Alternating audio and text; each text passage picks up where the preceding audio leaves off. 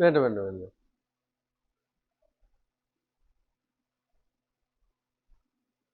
തുടങ്ങാം. ഓം പൂർണ്ണമദ പൂർണ്ണമിദം പൂർണ്ണാത് പൂർണ്ണമുദച്യത്തെ പൂർണ്ണസ്യ പൂർണ്ണമാദായ പൂർണ്ണമേവാവശിഷ്യത്തെ. ഓം ശാന്തി ശാന്തി ശാന്തി.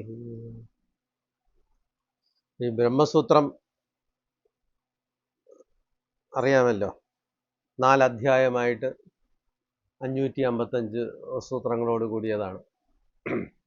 വേദാന്തത്തിൻ്റെ നിശ്ചയം ചെയ്യുവാനായിട്ടാണ് ബ്രഹ്മസൂത്രം എഴുതിയിരിക്കുന്നത്.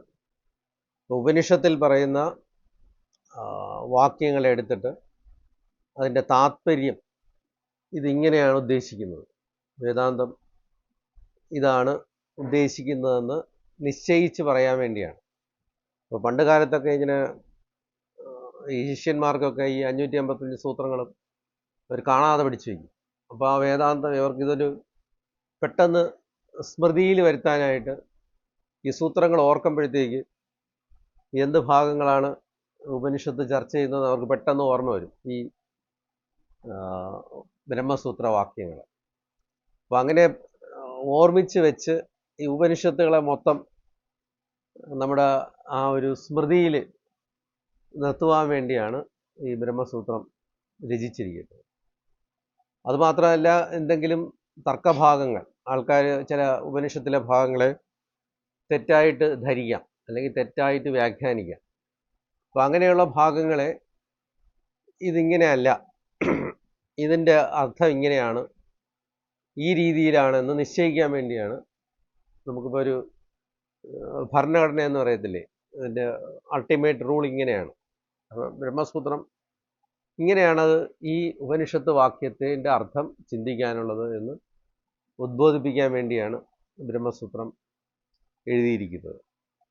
നമ്മുടെ ബാദരായണ മഹർഷി ആണ് ഈ സൂത്രത്തിൻ്റെ കർത്താവ്. അപ്പോൾ അദ്ദേഹം ബദരീകാശ്രമത്തിൽ, നമ്മുടെ ബദരീനാഥിൽ ഇരുന്നു കൊണ്ടിത് എഴുതി എന്നാണ് കരുതപ്പെടുന്നത്. അപ്പോൾ ഈ ബാദരീക സൂത്രവും അത് വ്യാസൻ തന്നെയാണോ എന്നൊന്നും നമുക്ക് ഉറപ്പിച്ച് പറയാൻ പറ്റില്ല. നമ്മൾ വ്യാസനാണ് എഴുതിയെന്ന് പറയുന്നു. ചിലപ്പോൾ അത് ഒരാളായിരിക്കാം, അല്ലെങ്കിൽ അതൊരു സ്ഥാനപ്പേരായിരിക്കാം, നമുക്കതിനെക്കുറിച്ച് അറിഞ്ഞൂടാ. വളരെ കാലത്തിന് മുമ്പ് ബാദരായണനാൽ എഴുതപ്പെട്ട സൂത്രങ്ങളാണിത്.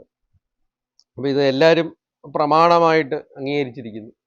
നമ്മുടെ പ്രസ്ഥാനത്രയത്തിൻ്റെ ഭാഗമായിട്ട് ഉപനിഷത്ത്, ബ്രഹ്മസൂത്രം, ഗീത, ഇത് പ്രസ്ഥാനത്രയത്തിൻ്റെ ഭാഗമാണ്. അപ്പോൾ വേദാന്തം സീരിയസ് ആയിട്ട് പഠിക്കുന്ന ആൾക്കാർ ഈ 3 ടെക്സ്റ്റുകൾ പഠിച്ചിരിക്കണം. വേദാന്തത്തിൻ്റെ നിർണയവും മനനവും നമ്മൾ വീണ്ടും ആവർത്തിച്ച് ഇത് ചിന്തിക്കുകയും ഉറപ്പിക്കുകയും ചെയ്താൽ മാത്രമേ സത്യം തെളിഞ്ഞു വരികയുള്ളൂ. അപ്പോൾ അതിനായിട്ട് ഈ 3 അടിസ്ഥാന ശാഖകളാണ്, ടെക്സ്റ്റുകളാണ് വേദാന്തം ഫോളോ ചെയ്യുന്നവർ പഠിക്കേണ്ടത്. അപ്പോൾ അതിൽ ഈ ബ്രഹ്മസൂത്രം എന്ന് പറയുന്നത് കുറച്ച് ന്യായം, അതായത് കുറച്ച് ആർഗ്യുമെൻറ്റ്സ് ഒക്കെ ഇതിൻ്റെ ഭാഷ്യത്തിൽ വരും. അതായത് നമ്മുടെ യുക്തി, സാധാരണക്കാർ യുക്തി ഉപയോഗിക്കുന്നില്ല, ഭക്തിയാണ് ഉപയോഗിക്കുന്നത്. ഈശ്വര എന്നെ രക്ഷിച്ചു എന്നുള്ള രീതിയിൽ ഇമോഷൻസാണ് സാധാരണ ആൾക്കാരുടെ വികാരം എന്ന് പറയുന്നത്. ഇപ്പോൾ ഇമോഷനാണ്.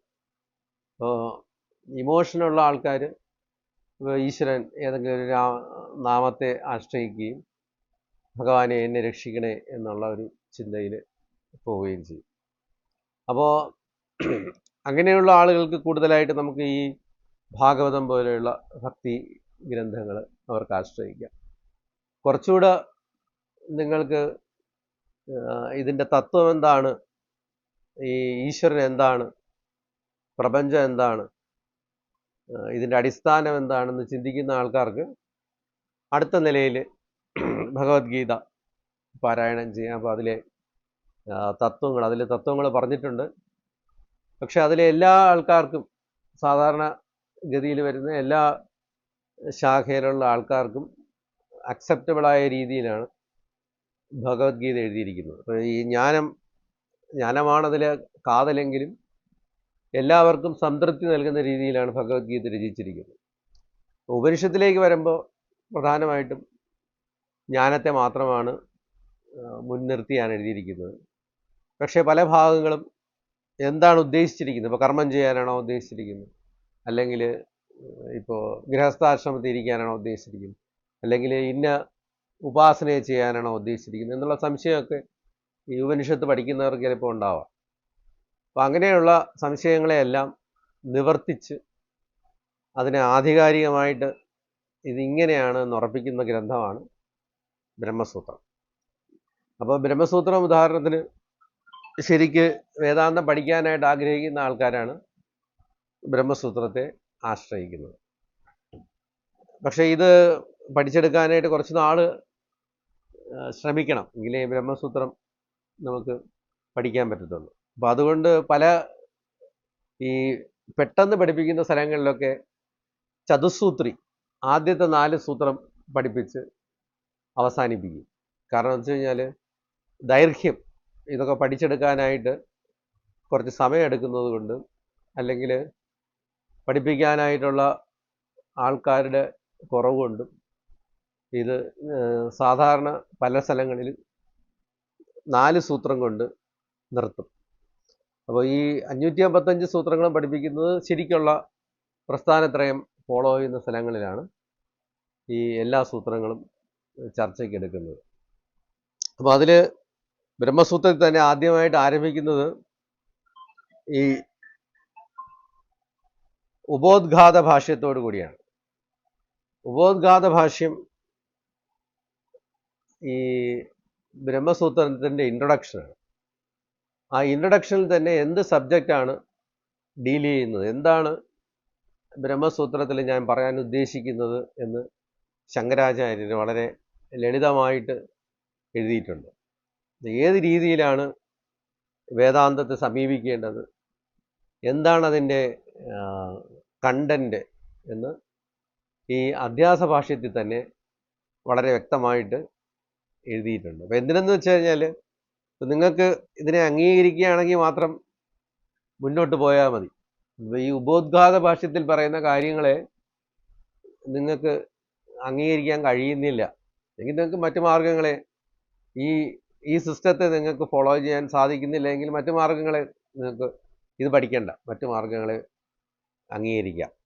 കാരണം എന്താണ് വേദാന്തത്തിൻ്റെ തത്വം, വേദാന്തത്തിൽ എന്താണ് പറയാനുള്ളതെന്ന് ഈ ഉപോദ്ഘാത ഭാഷ്യത്തിൽ അദ്ദേഹം വളരെ കുറച്ച് വാക്കുകൾ കൊണ്ട് ലളിതമായിട്ട് പറഞ്ഞിട്ടുണ്ട്. അപ്പം നമുക്ക് അതെന്താണെന്ന് ജസ്റ്റ് ഒന്ന് നോക്കാം. യുഷ്മദസ്മത് പ്രത്യേകോചരയോഹോ. അപ്പോൾ യുഷ്മത് അസ്മത് എന്ന 2 പ്രത്യയങ്ങളാണ്. സ്റ്റാർട്ട് ചെയ്യുന്നത് അങ്ങനെ തന്നെ യുഷ്മത് അസ്മത് പ്രത്യേകോചരയോ എന്നുള്ള വാക്കുകൊണ്ട് ആരംഭിക്കുകയാണ്. യുഷ്മത് എന്ന ശബ്ദം എന്ന് വെച്ച് കഴിഞ്ഞാൽ നീ, അസ്മത് എന്ന് വെച്ച് കഴിഞ്ഞാൽ ഞാൻ. അപ്പം നീ എന്നും ഞാൻ എന്നും ഉള്ള 2 വാക്കുകൾ കൊണ്ട്, 2 പ്രത്യയങ്ങൾ കൊണ്ട് ആണ് ബ്രഹ്മസൂത്രം ആരംഭിച്ചിരിക്കുന്നത്. അപ്പോൾ ഈ യുഷ്മത് എന്താണ്, അസ്മത് എന്താണെന്ന് മനസ്സിലാക്കിയാൽ ഈ വേദാന്തം എന്താണ് ചർച്ച ചെയ്യുന്നതെന്ന് മനസ്സിലാവും. അപ്പോൾ ആ ഒരു ലൈൻ നിങ്ങൾക്ക് അംഗീകരിക്കാൻ പറ്റുമോ എന്നുള്ള ചിന്തയാണ് ആദ്യം നമുക്ക് നോക്കേണ്ടത്. യുഷ്മതും അസ്മതും. അപ്പം അസ്മത് എന്ന് പറയുന്നത് ഞാനാണ്, യുഷ്മത് എന്ന് പറയുന്നത് നീയാണ്. അപ്പം എന്താണ് ഞാൻ, എന്താണ് നീ എന്നുള്ള വ്യത്യാസമാണ്.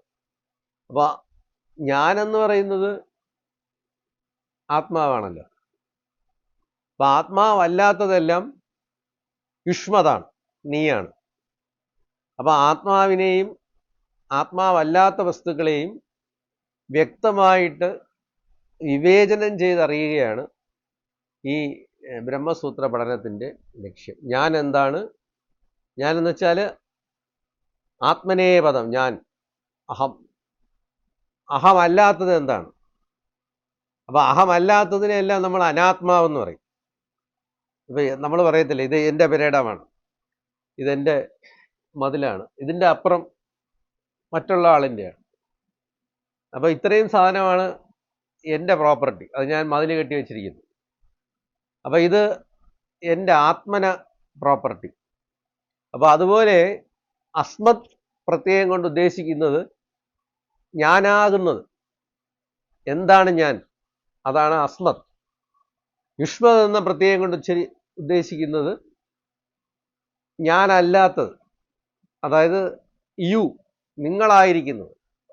അപ്പം ഈ രണ്ട് സാധനങ്ങളെ, അസ്മദിനെയും യുഷ്മതിനെയും വ്യത്യാസപ്പെടുത്തി മനസ്സിലാക്കി തരുവാനാണ് ശങ്കരാചാര്യർ ഈ ബ്രഹ്മസൂത്രത്തിലൂടെ ഇതിൻ്റെ കർത്താവായ ബാദരായണ മഹർഷിയും അതിൻ്റെ ഭാഷ്യകാരനായ ശങ്കരാചാര്യൻ ശ്രമിച്ചിരിക്കുന്നു. അപ്പോൾ ശങ്കരാചാര്യരുടെ മാഹാത്മ്യം എന്ന് പറയുന്നത് ഇപ്പോൾ ഈ ഗീതയോ ഉപനിഷത്തോ വ്യാഖ്യാനിച്ചതിലല്ല, ഈ ബ്രഹ്മസൂത്രം വ്യാഖ്യാനിച്ച് ബ്രഹ്മസൂത്രത്തിലെ പദങ്ങൾ എന്താണ് വ്യക്തമായിട്ട് ഉദ്ദേശിച്ചിരിക്കുന്നത് എന്ന് മനസ്സിലാക്കിയത് കൊണ്ടാണ് ശങ്കരാചാര്യർക്ക് ഇത്രയും വില ഈ വേദാന്ത സർക്കിൾസ് കൊടുക്കുന്നത്. അപ്പോൾ സാധാരണക്കാർ കൊടുക്കുന്നതല്ല, വേദാന്തത്തിൽ ശങ്കരാചാര്യരുടെ സ്ഥാനം ഇത്രയും ഒരു ഗംഭീരമായിട്ട്, അതായത് ഇത്രയും കാലം കഴിഞ്ഞിട്ടും അദ്ദേഹത്തിൻ്റെ ഒരു സ്ഥാനം നഷ്ടമില്ലാതെ ഇരിക്കുന്നതിൻ്റെ കാരണമെന്ന് പറയുന്നത് ബ്രഹ്മസൂത്രത്തിന്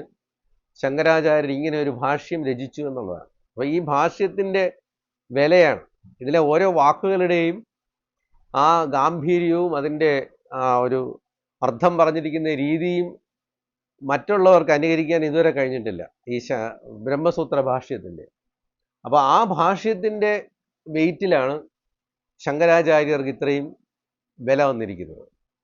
അപ്പോൾ യുഷ്മത്, ശങ്കരാചാര്യ യുഷ്മത് അസ്മത് പ്രത്യേകോചരയോഹോ, ഇപ്പം യുഷ്മത് എന്നും അസ്മത്, ഞാനെന്നും നീ എന്നുള്ള രണ്ട് പ്രത്യയങ്ങളിലാണ് നമ്മൾ വേദാന്തത്തെ മനസ്സിലാക്കാനുള്ളത്. ആത്മാവും അനാത്മാവും. ഇപ്പം ഞാനെന്താണ്, നീ എന്താണ്? വിഷയവിഷയിണി, ഒന്ന് വിഷയിണി, വിഷയവും വിഷയിയുമാണ്. ഒന്ന് ഞാനും ഒന്ന് ഞാൻ അനുഭവിക്കുന്ന വിഷയങ്ങളുമാണ്. അപ്പോൾ നമ്മളതിനെ ഇംഗ്ലീഷിൽ സബ്ജക്റ്റ് എന്നും മറ്റതിനെ ഓബ്ജക്റ്റ് എന്നും പറയും. ഞാൻ സബ്ജക്റ്റ് ആണെങ്കിൽ ഞാൻ അനുഭവിക്കുന്ന വസ്തുക്കളെല്ലാം ഓബ്ജക്റ്റുകളാണ്. അപ്പോൾ വിഷയം വിഷയി, അസ്മത് യുഷ്മത്, ഇപ്പോൾ രണ്ടായിട്ട് ഡിവൈഡ് ചെയ്യാണ്. ഞാനും ഞാൻ അറിയപ്പെടുന്നത് എന്നിൽ നിന്ന് ഭിന്നമായ സാധനങ്ങളാണ്. അപ്പം എൻ്റെ ഓബ്ജക്ട്സാണ്, എൻ്റെ വിഷയങ്ങളാണ്. അപ്പം എൻ്റെ വിഷയങ്ങളായിരിക്കുന്ന വസ്തുക്കൾ വിഷയിയായിരിക്കുന്ന എന്നിൽ നിന്ന് ഭിന്നമാണ്. വിഷയവും വിഷയിയും ഒന്നാവില്ല, ഇവ രണ്ടാണ്. വിഷയിക്ക് അറിയപ്പെടുന്ന വസ്തുക്കളാണ് വിഷയം. അപ്പോൾ വിഷയിണോഹോ തമപ്രകാശവത്. തമപ്രകാശവത് എന്ന് വെച്ച് കഴിഞ്ഞാൽ തമസ്, പ്രകാശം, അറിയാമല്ലോ, സിമ്പിളല്ലേ.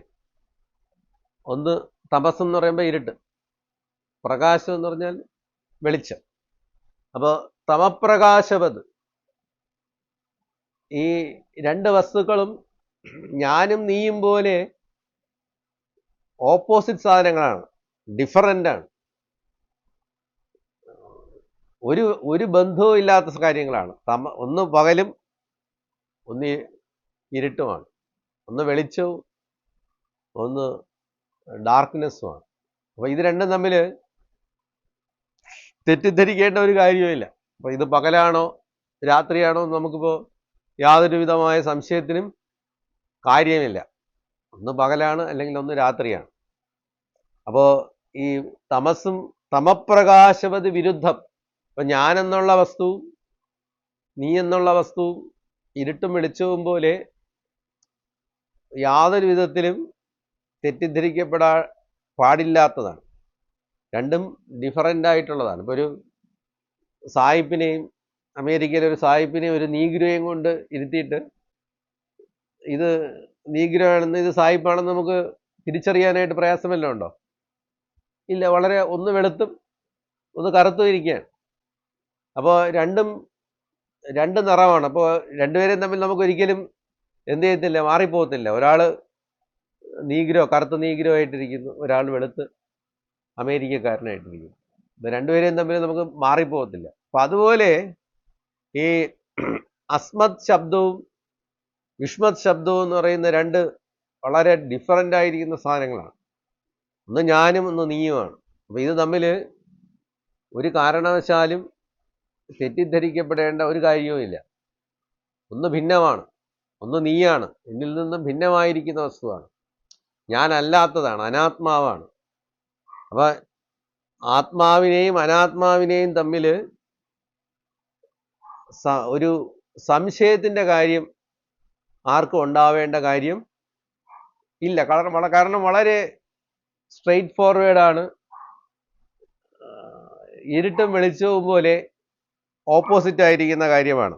തമപ്രകാശവത് വിരുദ്ധ സ്വഭാവയോ ഇതരേതര ഭാവ അനുപപത്തവും. അപ്പൊ ഇതരേതര ഭാവ അനുപപത്തവും, രണ്ടിൻ്റെയും ഭാവങ്ങളും സ്വഭാവങ്ങളും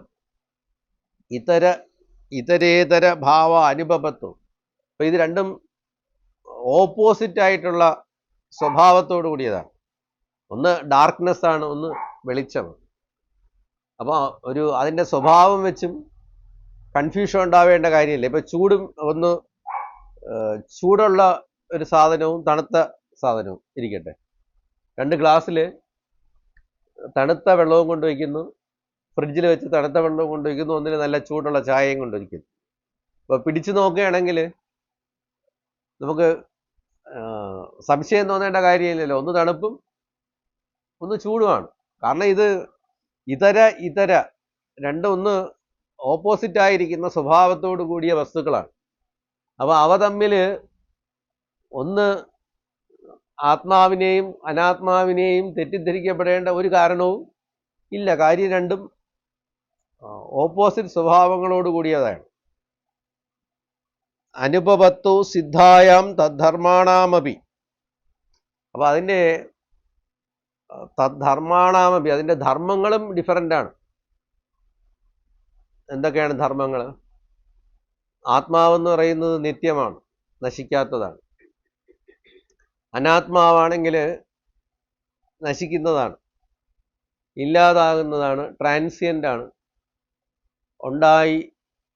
ഉണ്ടെന്ന് തോന്നുന്നു, കുറച്ച് കഴിയുമ്പോൾ ഇല്ലാതാവും. ഈ ആത്മാവായിരിക്കുന്ന വസ്തു നാശമില്ല, അത് എന്നും ഉള്ളതാണ്, പണ്ടേ ഉള്ളതാണ്, അത് നശിക്കുന്നില്ല, അത് തുടരുന്നു, അത് നിത്യമാണ്, അത് ആനന്ദസ്വരൂപമാണ്. ഇനി അനാത്മവസ്തുക്കൾ തന്നെ അത് ട്രാൻസിയൻ്റ് ആയതുകൊണ്ടും ജഡമായതുകൊണ്ടും നാശമുള്ളതായതുകൊണ്ടും അത് ദുഃഖപ്രദമാണ്. ആത്മാവ് സുഖസ്വരൂപവും നാശമില്ലാത്തതും അവയവങ്ങളില്ലാത്തതും അവയവനാശം വരാത്തത് കൊണ്ട് നിത്യമായതുമാണ്. അപ്പം അതിന് യാതൊരു വിധമായ നാശവും ഉണ്ടാകുന്നില്ല, അതുകൊണ്ട് അത് ആനന്ദപ്രദമാണ്.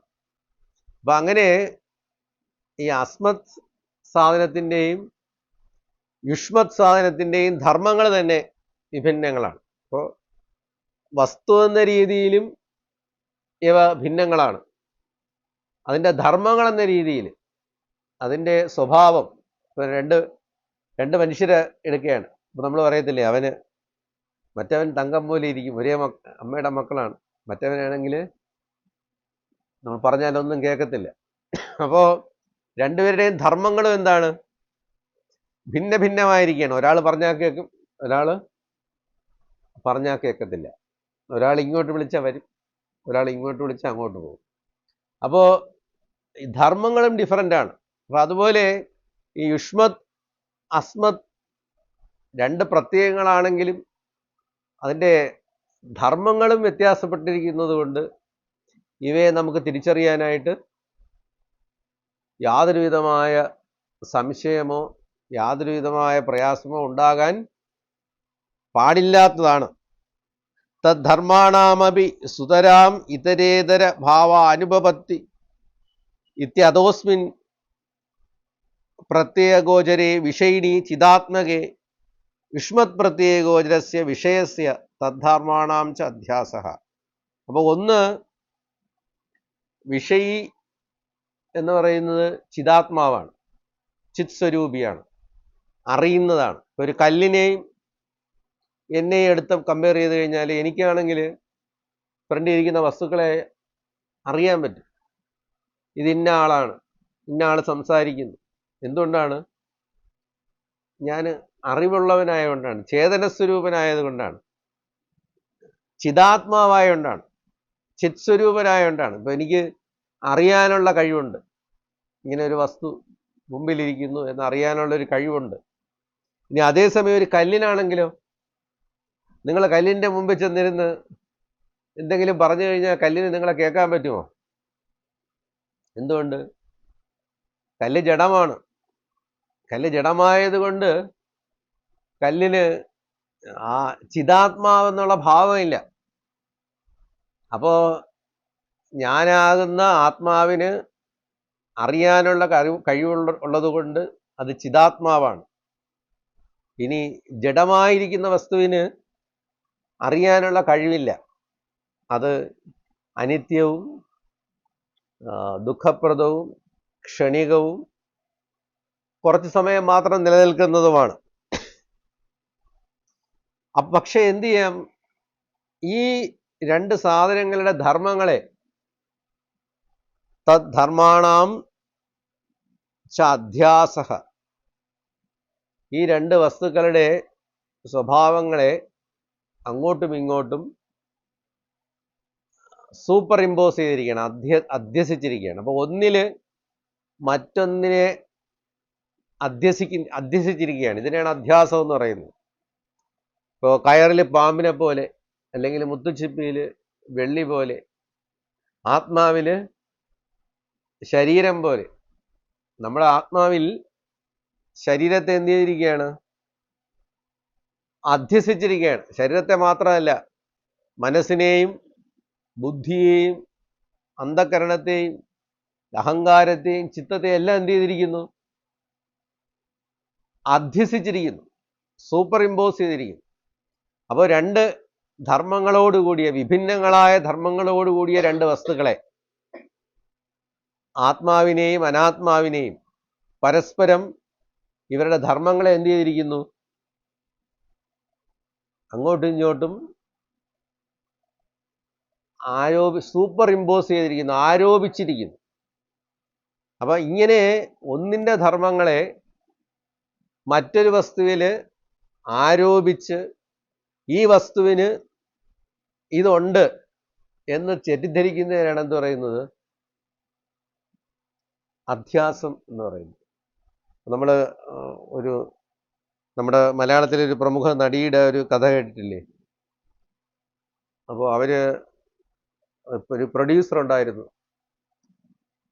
പ്രൊഡ്യൂസർ വളരെ റിച്ചായിരുന്നു.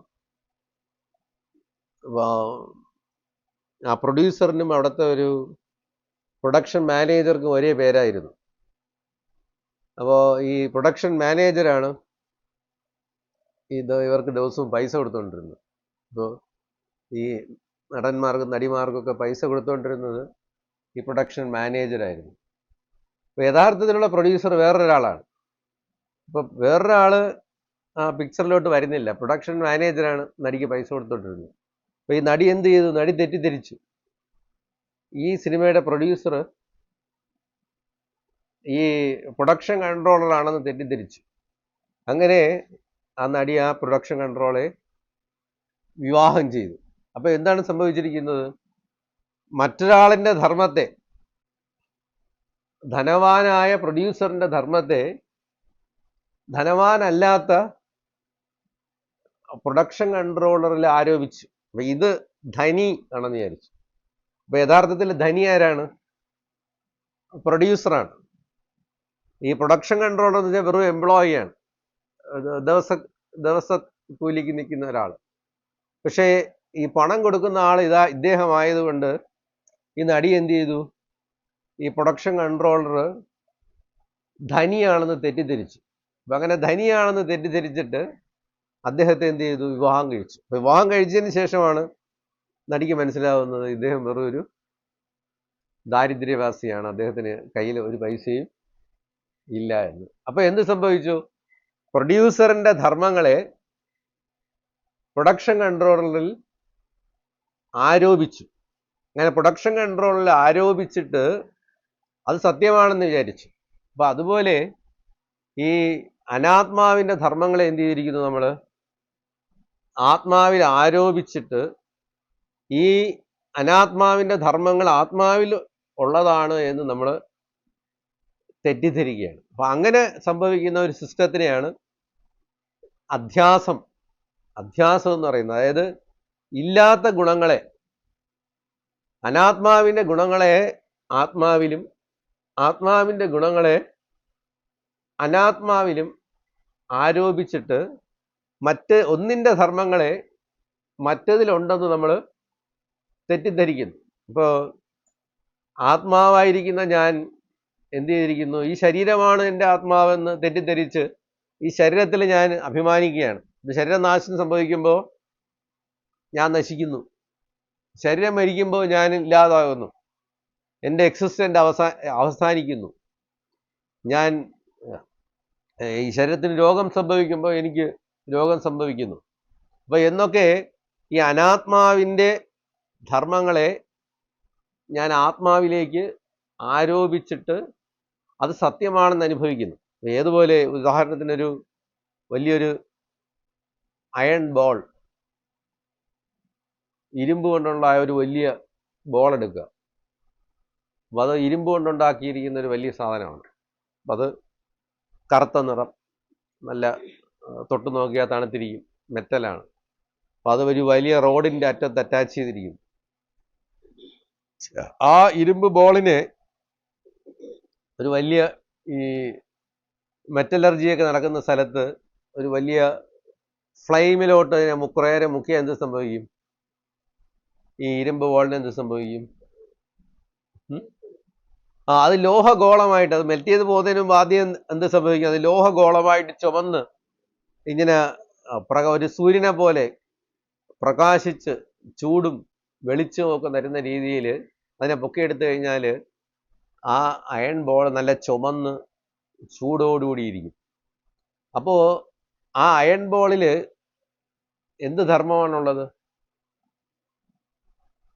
ആ അയൺ ബോൾ ചൂടുള്ളതാണ്, ചുമന്നിരിക്കുന്നു, അടുത്തു പോകാൻ പറ്റത്തില്ല, അതിന് തൊടാൻ പറ്റത്തില്ല. അപ്പോൾ അത് ആ അയൺ ബോളിലിരിക്കുന്ന ഈ ചൂടും വെളിച്ചവും അടുത്തു പോകാൻ പറ്റാതിരിക്കുന്ന അതിൻ്റെ ധർമ്മങ്ങളും എന്തിനുള്ളതാണ്?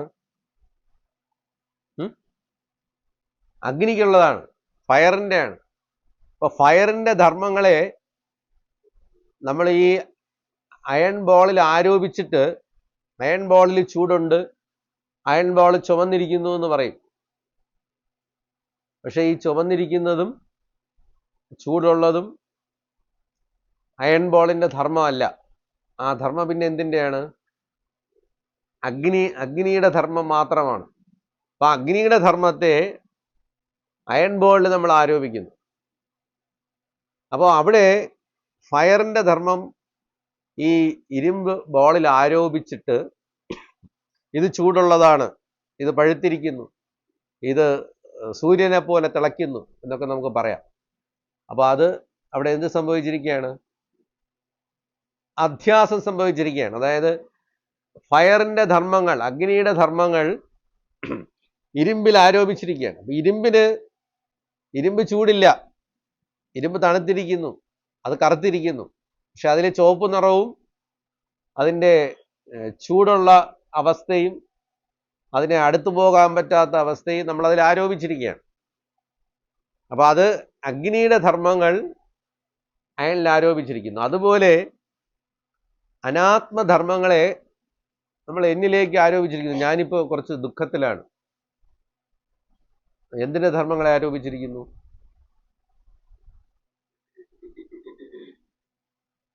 ഞാൻ കുറച്ച് ദുഃഖത്തിലാണെന്ന് പറയുമ്പോൾ എന്തിൻ്റെ ധർമ്മങ്ങളെ എന്നിൽ ആരോപിച്ചിരിക്കുന്നു? അതിൽ അനാത്മാവിൽ ഏതിൻ്റെയാണ്? മനസ്സിന് ദുഃഖം വരുന്നു.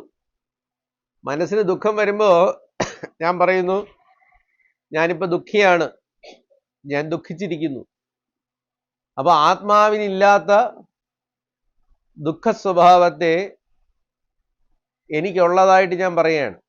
മനസ്സിനുണ്ടാകുന്ന ദുഃഖം എന്ന പ്രോപ്പർട്ടിയെ ആത്മാവായിരിക്കുന്ന ദുഃഖമില്ലാത്ത എന്നിൽ ആരോപിച്ചിട്ട് എനിക്ക് ദുഃഖമുണ്ട് എന്ന് ഞാൻ പറയുകയാണ്. അപ്പോൾ ഇതരേതര വിവേകമില്ലാത്തത് കൊണ്ട്, ഒന്ന് ഇതിപ്പോൾ ദുഃഖം വന്നിരിക്കുന്ന ഏതിനാണ്, ദുഃഖമില്ലാത്തത് ഏതിനാണ് എന്ന് തിരിച്ചറിയാനുള്ള ശക്തിയില്ലാതെ വേറൊരു അനാത്മ വസ്തുവിനുണ്ടായിരിക്കുന്ന ദുഃഖത്തെ ഞാൻ എന്ത് ചെയ്തിരിക്കുന്നു,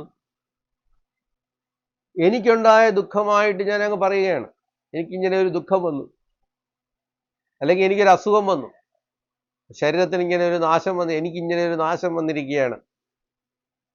അപ്പൊ ആത്മാവിന് നാശം ഉണ്ടാകുന്നില്ല, ആത്മാവിന് യാതൊരു വിധമായ ഡാമേജും ഡീക്കേയും ഒന്നും സംഭവിക്കുന്നില്ല. പക്ഷെ ശരീരത്തിന് ഉണ്ടായ ഒരു ജര അല്ലെങ്കിൽ രോഗത്തെ നമ്മൾ എന്ത് ചെയ്യുന്നു, ഇതെനിക്ക് പറ്റി, എനിക്ക് ഇങ്ങനെ ഒരു, അല്ലെങ്കിൽ ബ്രസ്റ്റിലൊരു ക്യാൻസർ വന്നു, അത് റിമൂവ് ചെയ്യേണ്ടി വന്നു. അപ്പൊ എനിക്ക് അതോടുകൂടി എൻ്റെ മനസ്സിൻ്റെ സമനിലയെല്ലാം എന്ത് ചെയ്തു, നഷ്ടപ്പെട്ടു. കാരണം എൻ്റെ ഒരു അവയവത്തിന് ക്യാൻസർ ബാധിച്ചിരിക്കുന്നു.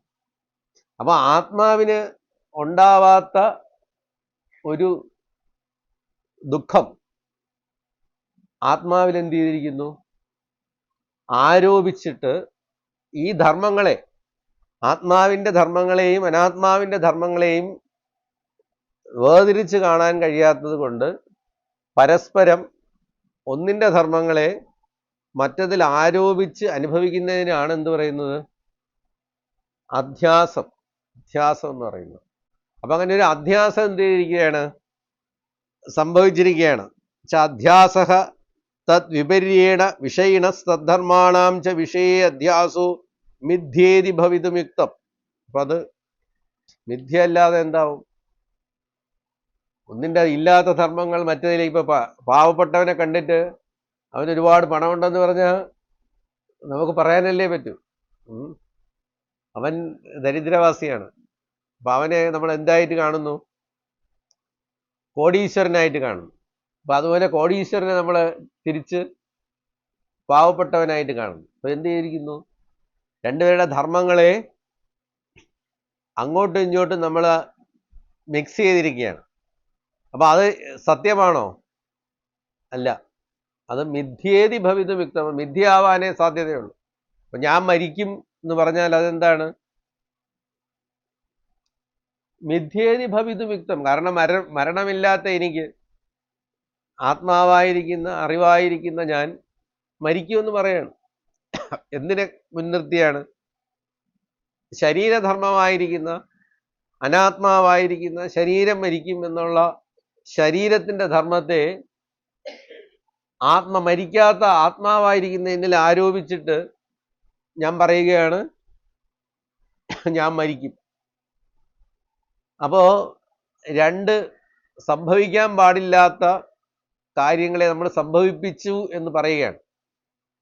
അതെങ്ങനെയായിരിക്കും?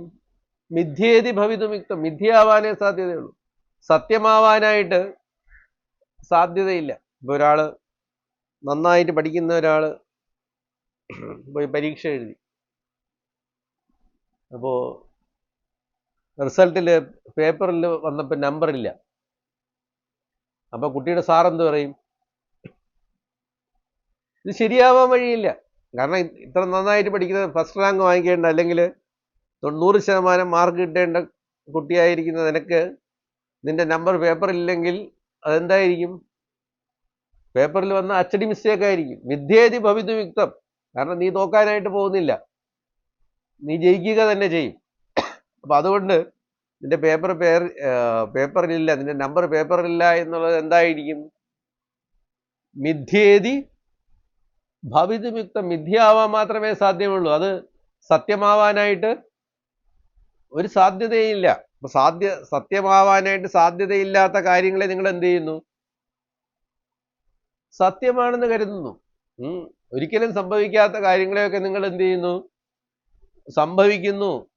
ഞാൻ ദുഃഖിക്കുന്നു, ഞാൻ ക്ഷീണിച്ചിരിക്കുന്നു, ഞാൻ അവശനാണ്, എനിക്ക് ദുഃഖമുണ്ട്, എനിക്ക് ഒരുപാട് പണമുണ്ടായിരുന്നു, ഒക്കെ എന്ത് ചെയ്തിരിക്കുന്നു? ഇപ്പൊ എല്ലാം നഷ്ടപ്പെട്ടിരിക്കുന്നു. ഇപ്പൊ ഞാൻ അങ്ങനെ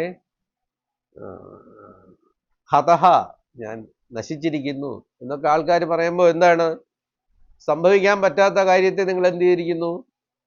അനാത്മധർമ്മങ്ങളെയെല്ലാം ആത്മാവിൽ ആരോപിച്ചിട്ട് ഇതൊക്കെ എനിക്ക് സംഭവിച്ചിരിക്കുന്നു, എനിക്ക് ഒരുപാട് നഷ്ടം വന്നിരിക്കുന്നു, ബന്ധുക്കളൊക്കെ ഇപ്പോൾ പോയിരിക്കുന്നു, അപ്പോൾ ഞാനിപ്പോൾ വളരെ വീക്കാണ്. അങ്ങനെ ആത്മാവിനില്ലാത്ത ധർമ്മങ്ങളെ ആത്മാവിൽ ആരോപിച്ചിട്ട് ഇതൊക്കെ ഉണ്ടെന്ന് നിങ്ങൾ സ്ഥാപിക്കാനായിട്ട് ശ്രമിക്കുന്നു. മിഥ്യ. നിങ്ങളുടെ ചുറ്റും ഇരിക്കുന്നവരും അതെന്ത് ചെയ്തിരിക്കുന്നു? അംഗീകരിച്ചു. വളരെ ശരിയാണ്, നിങ്ങൾ പറഞ്ഞത് വളരെ ശരിയാണ്. നിങ്ങൾ നശിച്ചിരിക്കുന്നു എന്നുള്ളത് വളരെ ശരിയായ കാര്യം. അപ്പോൾ അങ്ങനെ സംഭവിക്കുന്നത് എന്താണ്?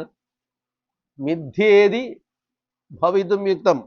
സത്യമാവാനായിട്ട് ഒരു നിവൃത്തിയുമില്ല. സത്യമല്ലാത്ത കാര്യത്തെ നിങ്ങൾ സത്യമാണെന്ന് പറയുന്നു. തഥാ അന്യോന്യസ്മിൻ അന്യോന്യാത്മകതാം അന്യോന്യധർമാംശ അധ്യസ്ഥ ഇതരേതര അവിവേകേന അത്യന്ത വിയുക്തയോ. അപ്പൊ നിങ്ങൾ എന്ത് ചെയ്തിരിക്കുന്നു? ഇതരേതര വിവേകം ഇല്ലാത്തത് കൊണ്ട് രണ്ട് വസ്തുക്കളെ അങ്ങോട്ടും ഇങ്ങോട്ടും മാറി. നമ്മുടെ പ്രിയദർശന്റെ ഒരു സിനിമ പണ്ടിറങ്ങിയിട്ടില്ലേ, ഒരു മോഹൻലാലും ശ്രീനിവാസനും, ഒരാൾ ഡ്രൈവറായിട്ടും ഒരാൾ അമേരിക്കയിൽ നിന്ന് വന്ന ഒരാളായിട്ടും ഉള്ളൊരു സിനിമ കണ്ടിട്ടില്ലേ? അപ്പൊ എന്ത് ചെയ്തിരിക്കുന്നു?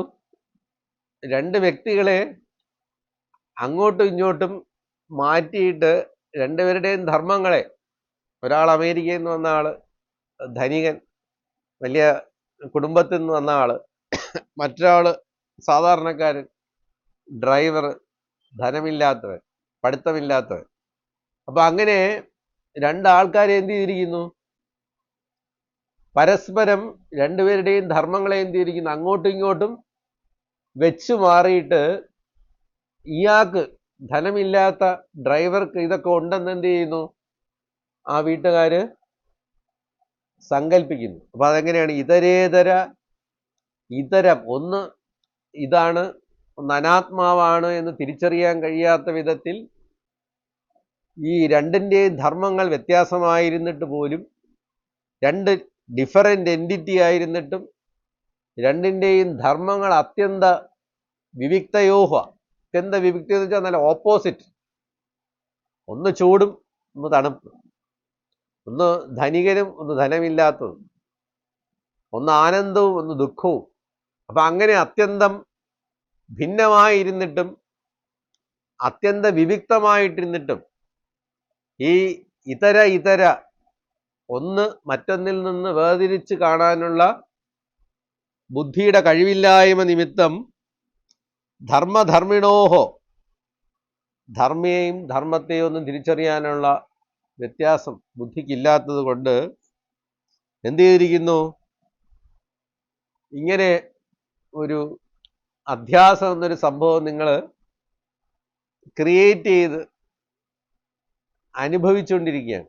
ഇംഗ്ലീഷിൽ അതിന് ഈ കൺജ്യൂറിയ എന്ന് കേട്ടിട്ടുണ്ടോ? കൺജ്യൂറപ്പ് എന്ന് കേട്ടിട്ടുണ്ടോ?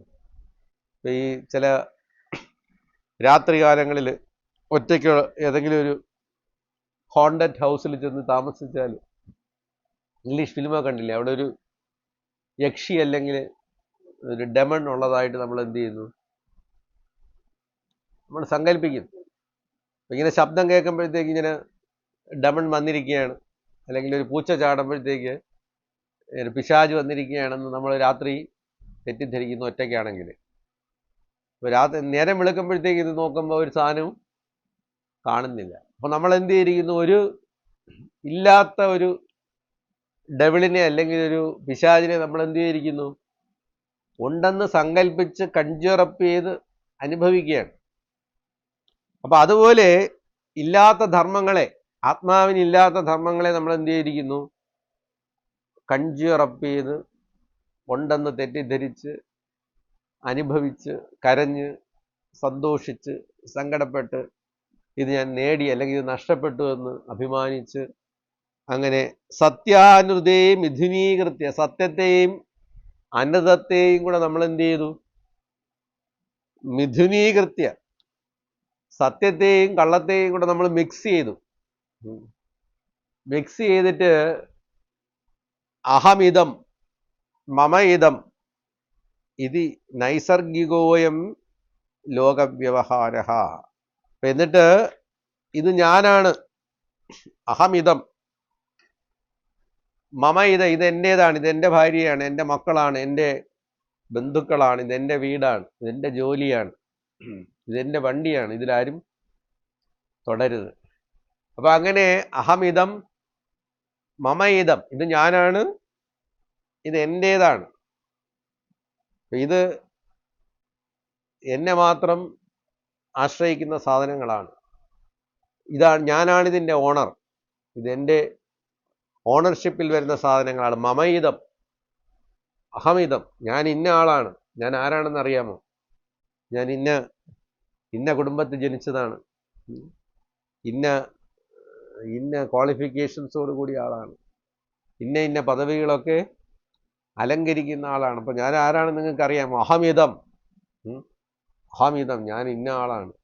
മമയിതം, ഇത് എൻ്റെ ഞാൻ എന്തൊക്കെ പവേഴ്സ് എനിക്കുണ്ടെന്ന് നിങ്ങൾക്ക് അറിയാമോ? ആരെയൊക്കെ അറസ്റ്റ് ചെയ്യാനും ആരെയൊക്കെ ജയിലിലയക്കാനും ഒക്കെ എനിക്ക് കഴിവുണ്ട്. മമയിതം, എനിക്ക് അത്രയും പവർഫുൾ ആയിട്ടുള്ള ഒരാളാണ് ഞാൻ. മമയിതം അഹമിതം മമയിതം, ഇങ്ങനെ ഞാൻ ഇന്ന ആളാണ്, ഇതെൻ്റേതാണ്, എനിക്ക് ഇന്ന ശക്തികളുണ്ട്, എൻ്റെ അടുത്ത് കളിച്ചാൽ ഇങ്ങനെ ഇരിക്കും. അപ്പൊ ഇങ്ങനെ നമ്മൾ എന്ത് ചെയ്തിരിക്കുന്നു? നമുക്കില്ലാത്ത ധർമ്മങ്ങളെയൊക്കെ നമ്മൾ എന്ത് ചെയ്തിരിക്കുന്നു? നമ്മുടേതായിട്ട് കരുതി ആരോപിച്ചിട്ട് നൈസർഗികോയം ലോകവ്യവഹാര, നൈസർഗികോയം വളരെ സ്മൂത്തായിട്ട് നടക്കുകയാണ്. ഇതെന്തോ ഒരു വളരെ സിസ്റ്റമാറ്റിക്കായിട്ട്, അല്ലെങ്കിൽ ഇത് പണ്ട് മുതലേ ഉള്ളതുപോലെ, അല്ലെങ്കിൽ ഇതിങ്ങനെയാണ്, പണ്ട് എൻ്റെ അപ്പൂപ്പൻ ഇങ്ങനെയായിരുന്നു, ഞാനിങ്ങനെയാണ്, എൻ്റെ അച്ഛൻ ഇങ്ങനെയാണ്. നൈസർഗികമായിട്ട് ഇങ്ങനെ ഈ സിസ്റ്റത്തെ എന്ത് ചെയ്തിരിക്കുന്നു? നൈസർഗികോയം ലോകവ്യവഹാര, ഈ ലോകവ്യവഹാരം ഇങ്ങനെ നടത്തുന്നു, ഇങ്ങനെയാണ് ചെയ്യേണ്ടത്. മനുഷ്യനായ ഇങ്ങനെയൊക്കെ ചെയ്യണം. എന്ത് ചെയ്യണം? പഠിക്കണം, ജോലി ഉണ്ടാക്കണം, പണം ഉണ്ടാക്കണം, കല്യാണം കഴിക്കണം, കുട്ടികളെ ഉണ്ടാക്കണം, അവരെ പഠിപ്പിക്കണം, കല്യാണം കഴിപ്പിച്ചയക്കണം. അപ്പൊ ഇങ്ങനെ നൈസർഗികമായിട്ട് എന്ത് ചെയ്തിരിക്കുന്നു? ഇതൊക്കെയാണ് എൻ്റെ ധർമ്മങ്ങൾ. എൻ്റെ അച്ഛനും എൻ്റെ അപ്പൂപ്പനും ഒക്കെ ചെയ്ത കാര്യങ്ങൾ ഇതൊക്കെയാണ്. അതുകൊണ്ട് ഈ കാര്യങ്ങളൊക്കെ ഞാനും ചെയ്യും. അങ്ങനെ നൈസർഗികോയം, ആരും പറഞ്ഞു തരണ്ട, നൈസർഗികമായിട്ട് നമ്മൾ എന്തൊക്കെ ചെയ്യും? ഇപ്പൊ പൂച്ചയെ ഈ എന്തെങ്കിലും വലിഞ്ഞു കയറാനായിട്ട് ആർക്കെങ്കിലും എന്തെങ്കിലും പഠിപ്പിക്കേണ്ട ആവശ്യമുണ്ടോ? പൂച്ചയെ പാല് കുടിപ്പിക്കാനായിട്ട് ആർക്കെങ്കിലും എന്തെങ്കിലും ക്ലാസ് എടുക്കേണ്ട ആവശ്യമുണ്ടോ? അപ്പൊ അതുപോലെ ഈ നൈസർഗികമായിട്ട് ഇത് എൻ്റെതാണ്, ഈ ശരീരം എൻ്റെതാണെന്ന് നമ്മളെ ആരും പഠിപ്പിക്കേണ്ട ആവശ്യമില്ല. അല്ലെങ്കിൽ ഇത് എൻ്റെ പ്രോപ്പർട്ടിയാണ്, മമയിതം, ഇതെൻ്റെ അച്ഛനാണ്, എൻ്റെ അമ്മയാണ്, എൻ്റെ വസ്തുവകകളാണ് എന്നൊക്കെ കരുതി നമ്മൾ പ്രവർത്തിക്കാനായിട്ട് നമുക്ക് എന്ത് ചെയ്യേണ്ട? ആരുടെയും ക്ലാസിൻ്റെ ആവശ്യമില്ല. അതെങ്ങനെ സംഭവിക്കുന്നു?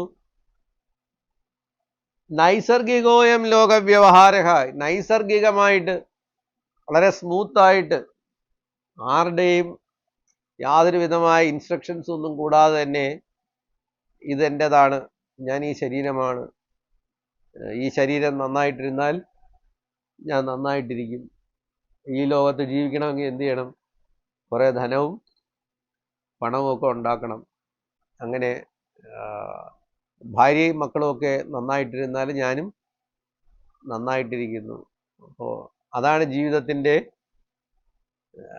സുഖം, ജീവിതത്തിൽ നേടേണ്ടത് അതാണ് എന്നൊക്കെ നമ്മൾ നൈസർഗികമായിട്ട്, നമ്മൾ ആർക്കെയും നമ്മുടെ മക്കളെ ഒന്നും പഠിപ്പിച്ചെടുക്കേണ്ട ആവശ്യമില്ല. അവരെന്ത് ചെയ്യുന്നു? നാച്ചുറലി നൈസർഗികമായിട്ട് ഇതാണ്, ഇങ്ങനെയാണ് കരുതേണ്ടത്, ഇങ്ങനെയാണ് ജീവിക്കേണ്ടത്, ഇങ്ങനെയാണ് ചിന്തിക്കേണ്ടത് എന്ന് നമ്മളെല്ലാം നൈസർഗികമായിട്ട് ചിന്തിച്ചുകൊണ്ട് ഈ ലോകവ്യവഹാരത്തെ നമ്മൾ എന്ത് ചെയ്തിരിക്കുന്നു? ഇങ്ങനെ സാധ്യമായിരിക്കുന്നു. ഇപ്പൊ കാണുന്നത് പോലെ എണീക്കുന്നു, ജനിക്കുന്നു, ആഹാരം കഴിക്കുന്നു, ജോലി ചെയ്യുന്നു, ക്ഷീണിക്കുന്നവരെ ജോലി ചെയ്യുന്നു, പൈസ ഉണ്ടാക്കുന്നു, അത് സമ്പാദിക്കുന്നു, അതുകൊണ്ട് നമുക്ക് വേണ്ട വിഷയവസ്തുക്കളെ നേടുന്നു. ആ ധനം മറ്റുള്ളവർക്കല്ല, നമ്മുടെ മക്കൾക്കും ഭാര്യയ്ക്കൊക്കെ ഇരിക്കട്ടെ എന്ന് ചിന്തിച്ചുകൊണ്ട് പ്രവർത്തിക്കുന്നു. അങ്ങനെ നൈസർഗികോയം ലോകവ്യവഹാര, ആരുടെയും ഡയറക്ഷൻസ് ഒന്നും ഇല്ലാതെ തന്നെ നമ്മൾ ഈ അഹമിതം മമയിതം എന്നുള്ള ആ സ്റ്റാറ്റസ് ഉണ്ടാക്കിയെടുത്ത് ഈ യുഷ്മദ് അസ്മദ്, ആത്മാവിനെയും അനാത്മാവിനെയും നമ്മൾ പരസ്പരം മിക്സ് ചെയ്ത് ഈ ലോകവ്യവഹാരത്തെ നടത്തിപ്പിക്കുന്നു. ഇതാണ് ആദ്യത്തെ സെൻറ്റൻസ്. നമുക്ക് ഇന്ന് ഇവിടെ വെച്ച് നിർത്താം. എന്തെങ്കിലും ചോദ്യങ്ങളൊക്കെ ചോദിക്കുന്നെങ്കിൽ ചോദിക്കാം.